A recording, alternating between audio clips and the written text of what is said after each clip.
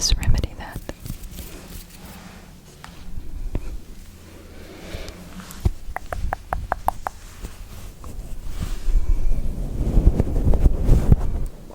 We gotta put your cap on.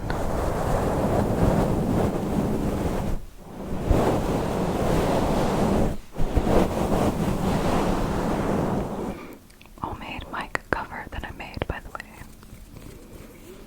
Don't believe me.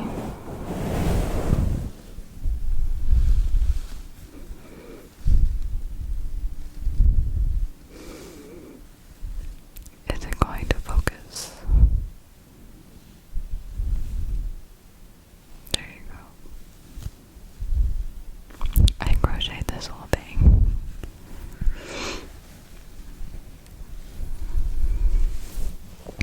It was pretty interesting.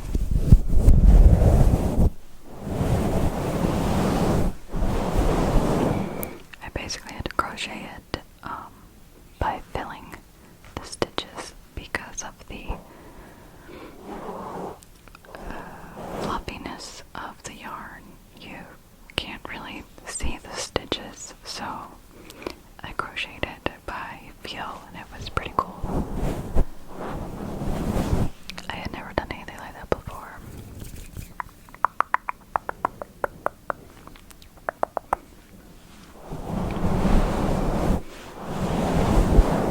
This video will be a little bit of rambling. Excuse me.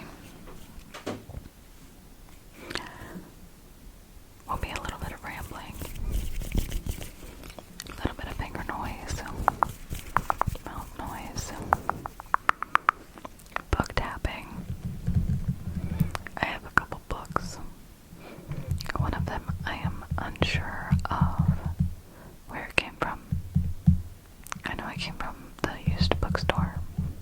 I know I bought it, but I do not remember reading it, reading the cover. So I found it on my bookshelf, and I was confused. It sounds interesting when I read it, the blurb that they put on the cover. But I saw it, I was like, what is this? My parents have a used bookstore near them, and whenever I go down to visit, I always go in there because I like to, just browse their shelves of books, because it's used books and they're cheap, and you can always find something in there that's interesting, and it's like, well, it's only like a couple dollars maybe. The books are really cheap, and I always go in like, I'm just going to look, and I end up buying a book or two or more, or a handful. It's turns into an armful. It's like, okay, get me out of here. I don't have very much room. But it's called City of the Uncommon Thief by Lynn Bertrand, and I gotta bring it back. Like, it's a pretty cool cover, but I have no memory of actually buying this.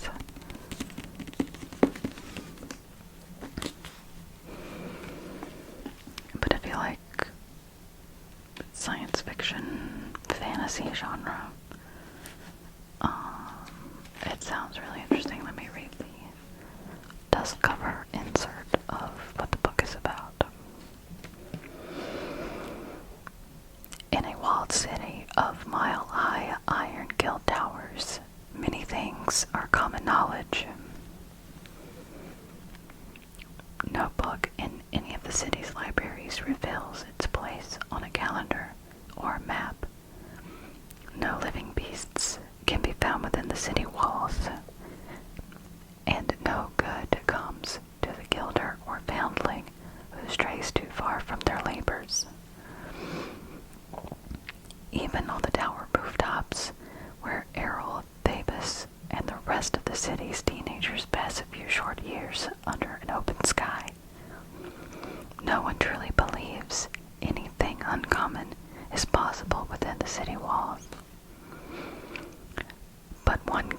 foster as a broken tradition to protect her child, and now the whole city faces an uncommon threat. A pair of black iron spikes that have the power of both sword and needle on the rib cages of man has gone missing, but the deadly mayhem they cause rises everywhere. If the spikes are not found and contained, no wall will be high enough to protect the city or the world beyond it. And Errol Davis, he's not dead, and he's certainly not safe.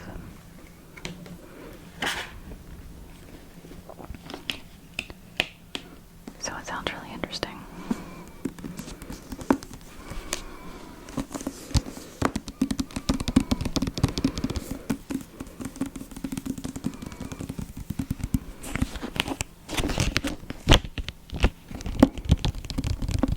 It's kind of sticky in a certain spot from where the sticker, the price tag, was on it at some point. And I'm trying not to touch it in that spot because it's kind of loud.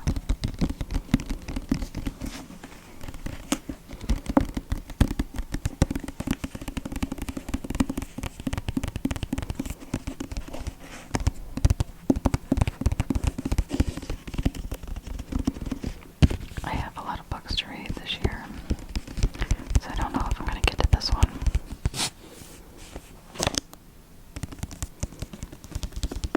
But I'll try.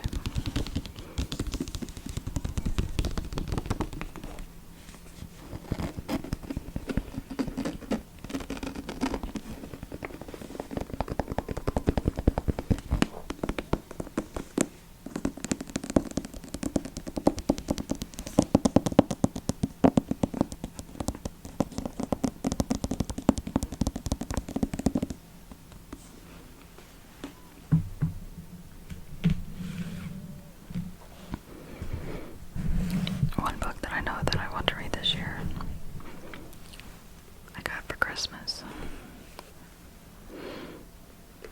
It's called High Tide by Lori Hayes.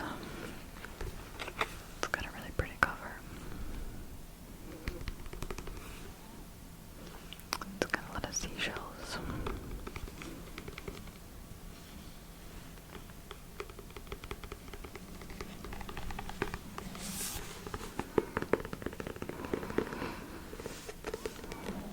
This one says, where the sand dunes tower and the horses run free, a mysterious island holds painful secrets of the past. Romance and suspense reach new heights in the coastal Outer Banks.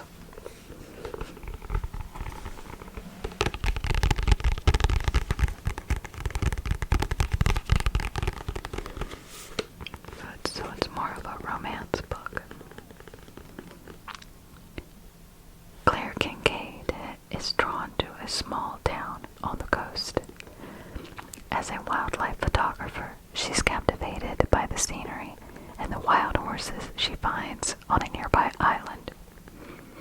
The breeze is fresh, the tang of sea salt tasting oddly reassuring. There is familiarity, as if she's returned home after years away. She yearns to find her estranged father, having heard he lives somewhere in the area, but feels most connected to him when she's on the deserted island. When she misses the last passenger ferry back to the mainland and is stranded overnight with little food or water, she has a sneaking suspicion she's not alone. Jeff Rhodes, park ranger and wildlife biologist, discovers Claire hasn't returned to the mainland and searches late into the night to find her. But she's anything but excited to see him. As they spend more time together, though, their complicated relationship grows confusing, and their attraction to each other is undeniable, though neither are in a position to acknowledge it. The chemistry lies until he discovers intricate secrets of her past. They can't ignore the magic of the island, although the lies and secrets threaten to keep them apart. So it sounds interesting.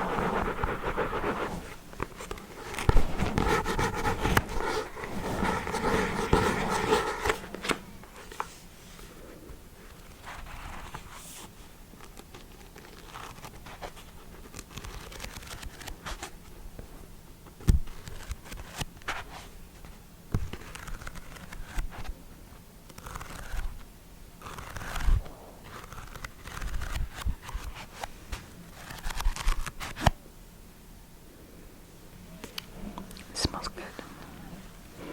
I have not even cracked it open, so the spine is all nice and fresh.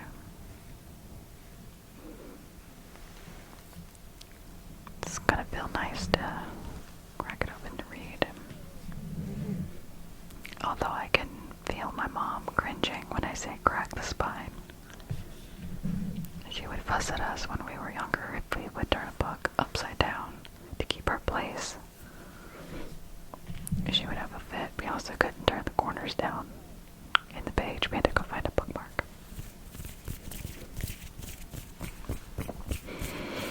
And she was very adamant about it.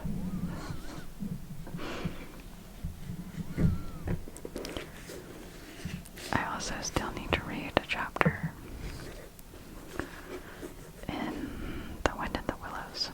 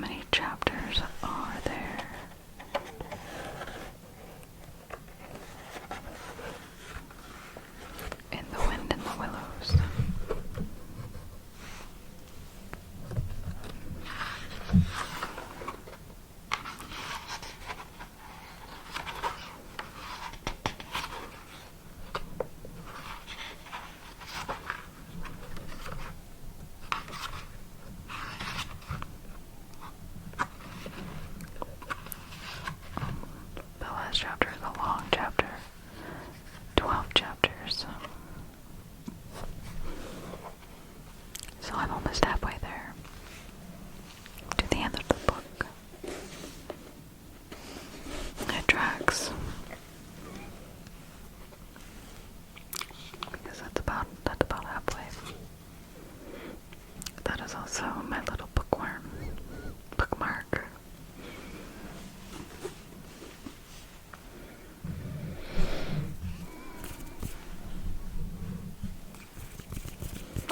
I know that one was a weird sound.